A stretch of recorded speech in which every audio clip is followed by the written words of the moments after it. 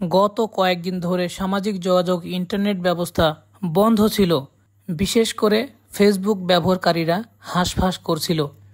অবশেষে আজ থেকে ইন্টারনেট ব্রডব্যান্ড লাইন চালু হলো। এছাড়া রবিবার বা সোমবারের ভিতরে মোবাইলে সিম দিয়ে ইন্টারনেট ব্যবহার করা যাবে।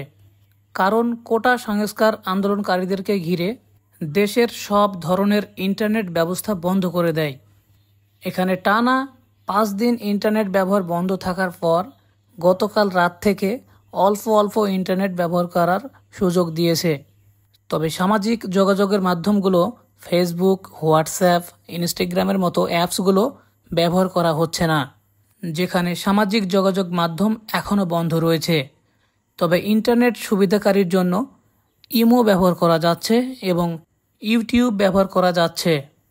তবে সবার মনের প্রশ্ন, ইন্টারনেট ব্যবহার কবে ভালোভাবে করতে পারবো এবং ফেসবুক কবে ওপেন করে দেওয়া হবে?